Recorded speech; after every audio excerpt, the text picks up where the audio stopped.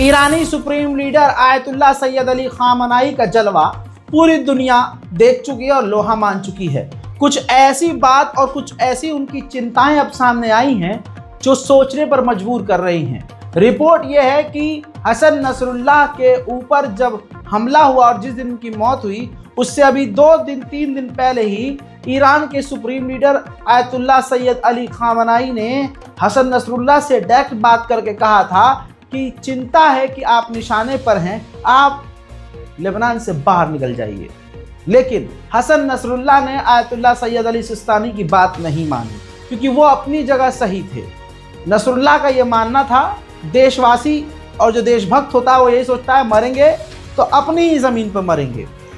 उधर मेरे दोस्तों दूसरी चिंता यह है कि ईरान की गवर्नमेंट में मोसाद घुस सकती है, यानी जासूसी करके। जिस तरह से लेबनान की सालों साल से 2006 से जासूसी इजराइल कर रहा था, सुप्रीम लीडर ऑफ ईरान का मानना यह है कि हमारी सरकारों के अंदर भी और बड़े बड़े अड्डों पर भी, बड़े बड़े पोस्टों पे भी मोसाद पैर जमा कर ईरान को बड़ा नुकसान पहुंचा सकता है।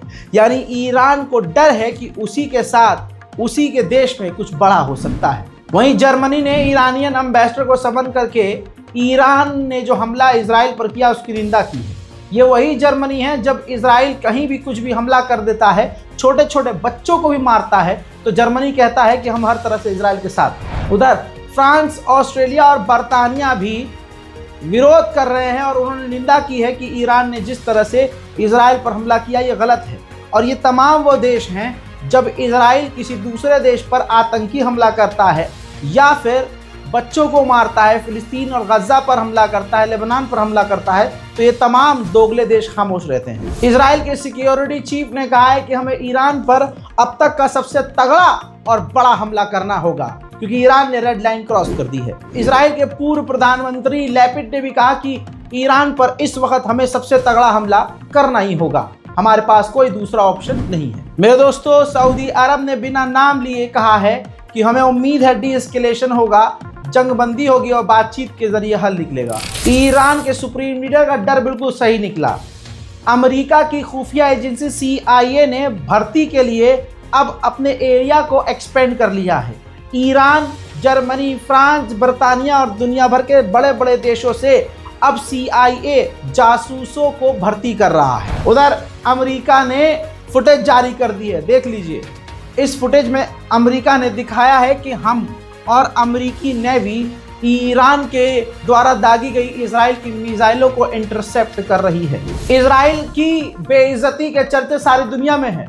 जर्मनी के अखबार का टाइटल देख लीजिए। जर्मनी के अखबार ने लिखा कि ईरान की बैलिस्टिक और हाइपरसोनिक मिसाइल इजराइल के डिफेंस सिस्टम को भेद गई, यानी इजराइल का कोई भी डिफेंस सिस्टम ईरानी मिसाइलों को नहीं रोक पाया।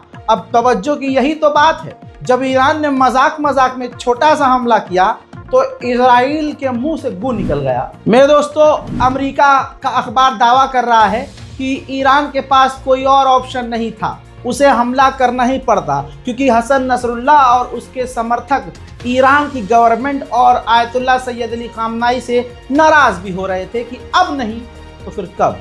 इसी वजह से मजबूरी में ईरान को हमला करना पड़ा। मजबूरी से ही सही, लेकिन इस हमले से अमेरिका और इजराइल को उनकी औकात दिखा दी गई है। इजराइल के ऊपर जब हमला हुआ तो फिलिस्तीन के अंदर पादरी, ईसाई पादरी भी जश्न मना रहा था।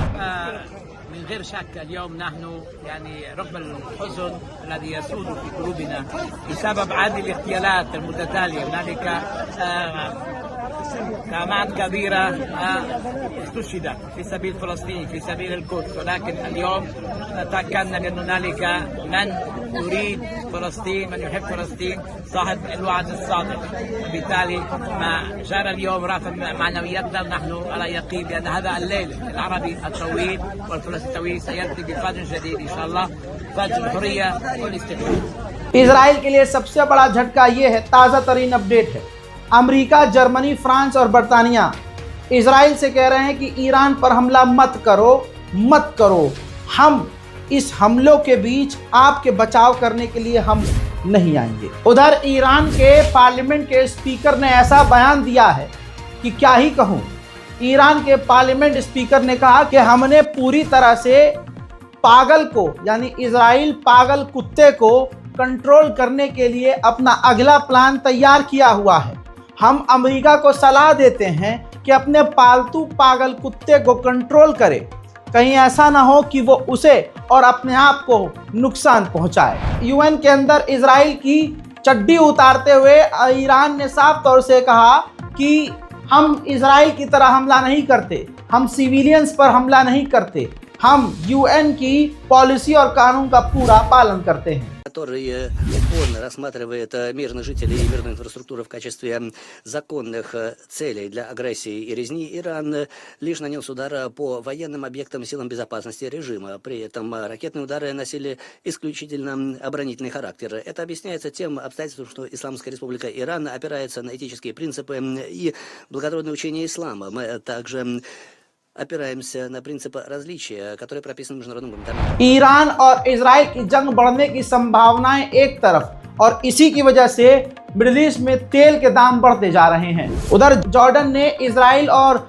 ईरान दोनों से कह दिया है कि आप दोनों कुछ भी कीजिए, हमारे आसमान में आप दोनों का कोई भी रॉकेट ड्रोन आता है हम अपने आप को बचाएंगे और उसे मारेंगे। मेरे दोस्तों, बड़ा ही खूबसूरत एक और फुटेज दिखाऊंगा। ये कोई VFX नहीं है, हॉलीवुड का कोई सीन नहीं है। ईरान ने जब इजराइल पर मिसाइलों की बरसात की तो उसका एक CCTV फुटेज सामने आया है, देखिए।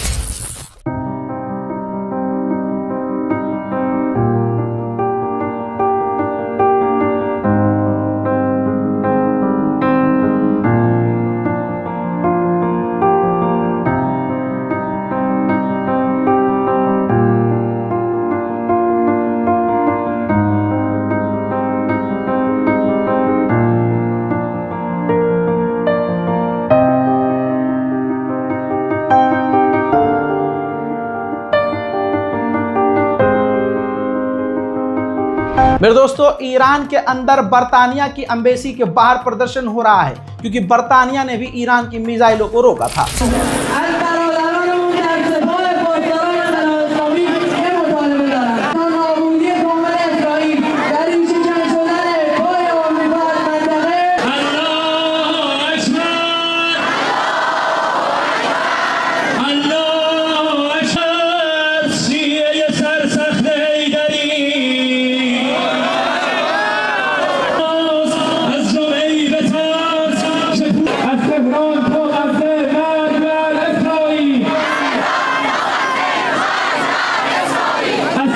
ज़्यादातर इजरायली लोग चाहते हैं कि ईरान पर हमला कर दिया जाए।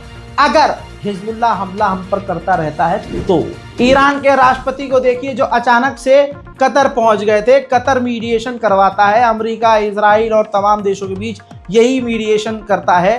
तो ईरान के राष्ट्रपति पेजेश्कियान सीधा कतर पहुंच गए थे बातचीत के लिए।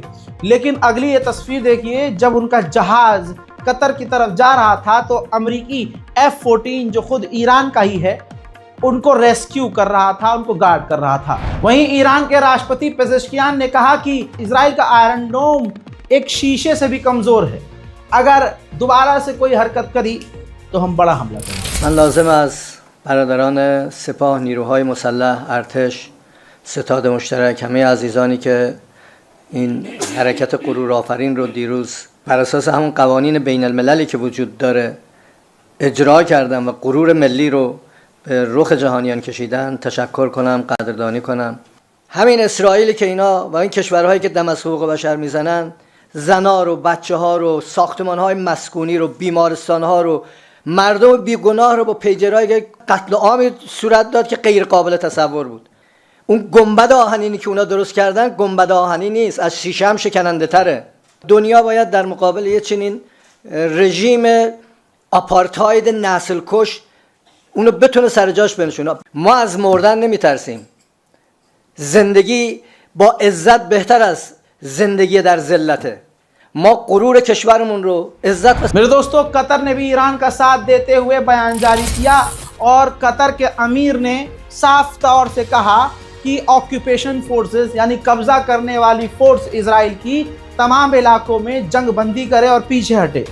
फिलिस्तीन, वेस्ट बैंक, गाजा और लेबनान से पीछे हटे। इजराइल की जो सीरिया के ऊपर ताज़ा तरीन बमबारी है, इसमें हसन नसरुल्लाह के दामाद मारे गए हैं। ये एक बार फिर से हसन नसरुल्लाह के परिवार को बड़ा नुकसान है। मेरे दोस्तों, लेबनान की ऑफिशियल आर्मी भी इजराइल की खतरनाक बमबारी में बुरी तरह से घायल हुई है। उधर अमेरिका ने कहा है कि पहले हम लेबनान के अंदर इजराइल की घुसपैठ को सपोर्ट नहीं कर रहे थे, लेकिन अब हम लेबनान के अंदर ज़मीनी इजरायली ऑपरेशन को सपोर्ट कर रहे हैं। Yeah, I think the biggest thing, Joseph, is we fully support Israel's right to defend itself against Hezbollah.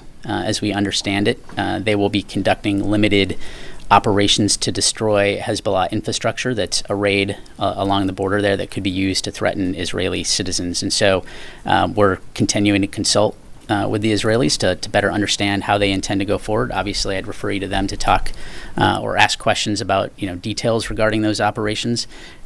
But we fully understand as part of their overall efforts to return people home that they do need to address those threats that are along the border there. And so all that to say, we will continue to consult with the Israelis and other partners in the region long term about how we can ultimately de-escalate those tensions and get to a ceasefire. Have they asked for any help from you guys doing whatever it is that No. they want to do? उधर G7 Iran पर और कड़े प्रतिबंध लगाने की तैयारी कर रहा है। हिजबुल्लाह को यह भी डर है, हाल फिलहाल में खबर आई कि उन्होंने अपना लीडर चुन लिया है, लेकिन अब हिजबुल्लाह ने कहा है कि हमने अभी आधिकारिक तौर से अपना लीडर नहीं चुना है। हिजबुल्लाह को डर यह है कि लेबनान के अंदर इजराइल की पकड़ बहुत ऊपर तक है और उसके जासूस हैं। हम अगर किसी और को लीडर बनाते हैं तो इजराइल सीधा उसे भी कत्ल कर सकता है। उधर लेबनान की सरजमीन पर 1928 लोगों को अब तक इजराइल शहीद कर चुका है। मेरे दोस्तों, तस्वीर देखिए, हूतियों का एक समुद्री ड्रोन बर्तानिया की शिप से जाकर टकराया। मेरे दोस्तों, रशिया एक बार फिर से इजराइल पर भड़का है। इजराइल ने यूएन के चीफ एंटोनियो गुटेरेस पर पाबंदी लगाई, जिससे रशिया बुरी तरह से भड़क गया और रशिया ने यूएन के अंदर ही इजराइल को जलील करते हुए कहा कि यूएन के मुंह पर इजराइल ने तमाचा जड़ाया और यूएन चुपचाप देख रहा है। मेरे दोस्तों, इजराइल ने एक बार फिर से लेबनान के राजधानी बैरूत पर खतरनाक हवाई हमले किए हैं। मेरे दोस्तों, इस रिपोर्ट को शेयर कीजिए, मेरे चैनल रज़ाग्राफी अनस्क्रिप्टेड को सब्सक्राइब कीजिए ताकि आपको दुनिया की तमाम बड़ी खबरें, खासकर मिडिल ईस्ट की खबरें मिलती रहे। मैं हूं रज़ा और आप देख रहे थे रज़ाग्राफी। जय हिंद।